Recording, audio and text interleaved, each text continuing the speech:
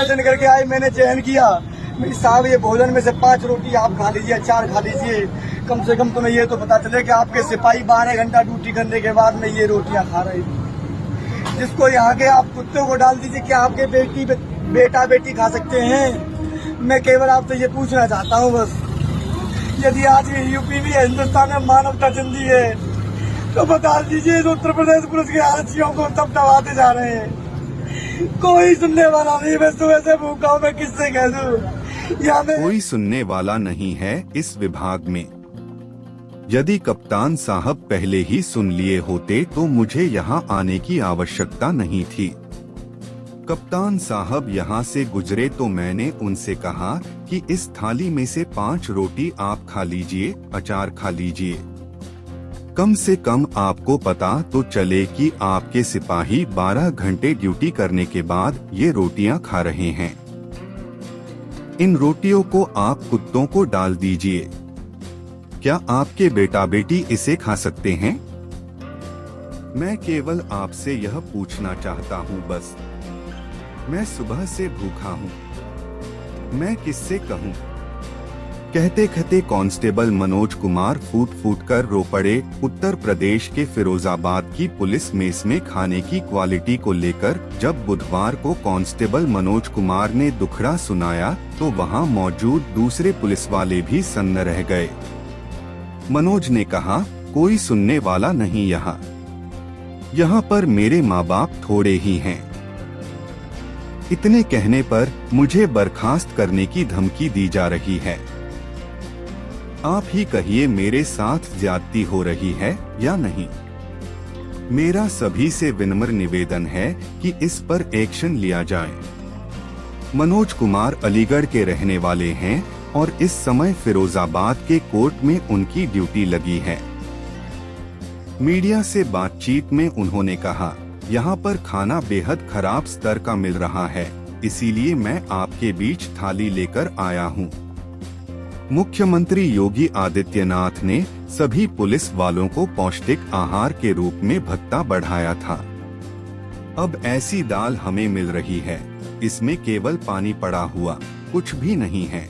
इसके बाद ये रोटियां हैं। यह रोटी देखो, यह कोई क्या खा सकता है क्या? कोई सुनने वाला नहीं है। शिकायत करने पर मेस मैनेजर ने कहा कि वह मुझे बर्खास्त करवाकर छोड़ेंगे। बताइए मैं क्या करूं? लोगों ने कोई तो केवल दबाव बनाया जा रहा है। भाइयों देख लो इस आरक्षी पर, समझ लो उत्तराधिकारियों का आदेश है, साफ पालन करेंगे और हमें रिकॉर्ड दिया जाएगा। कोई सुनने वाला नहीं है इस विभाग में। यदि कप्तान साहब पहले ही सुन लिए होते तो यहाँ तक मुझे आने की आवश्यकता नहीं थी। कप्तान साहब दर्शन करके आए, मैंने चयन किया साहब ये भोजन में से 5 रोटी आप खा लीजिए, 4 खा लीजिए, कम से कम तुम्हें ये तो पता चले कि आपके सिपाही 12 घंटा ड्यूटी करने के बाद में ये रोटियां खा रही थी। जिसको यहाँ के आप कुत्तों को डाल दीजिए कि आपके बेटा बेटी खा सकते हैं। मैं केवल आपसे ये पूछना चाहता हूँ बस, यदि आज ये यूपी भी है, हिंदुस्तान में मानवता जिंदी है, तो बता दीजिए इस उत्तर प्रदेश पुलिस के आरक्षियों को तब दबाते जा रहे हैं। कोई सुनने वाला नहीं, मैं सुबह से भूखा हूँ, मैं किससे कह दूँ? यहाँ मेरे माँ बाप थोड़ी है। इतने पर भी मुझे धमकी दी जा रही आ रही महोदय द्वारा, करना द्वारा, मेस मैनेजर द्वारा कि तुझे बर्खास्त करके छोड़ेंगे इस थाली को, तुझे करके जनता के बीच में चला गया। आप बताइए कि मेरे साथ जात की हो रही है महोदय की नहीं हो रही है? ये वीडियो माननीय मुख्यमंत्री योगी आदित्यनाथ जी के डीजीपी महोदय को फोन किया, डीजीपी महोदय के पीएस होने मुझसे कहा फोन काट दो, बंदा बर्खास्त करा के घर भेज दूंगा। मैं डीजीपी का पीएस तो बोल रहा हूँ। एडीजी आगरा साहब को फोन किया लेकिन मेरा फोन नहीं उठाया। आप बताइए मैं किसके बीच में अपनी समस्या लेके जाऊँ जब मेरे अधिकारी सुनने के लिए तैयार नहीं है? तो मेरा सभी से हाथ जोड़ के निवेदन है, इस बच्चे आए दिन आप देख रहे हैं कि सिपाही आए दिन आत्महत्या कर लेते हैं।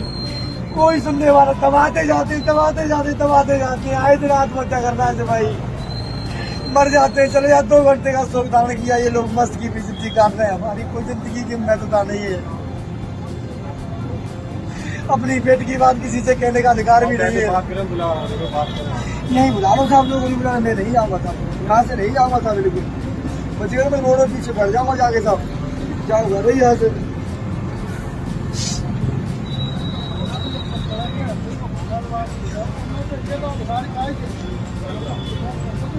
यहाँ बैठने समस्या हो जाएगी ना, हम मतलब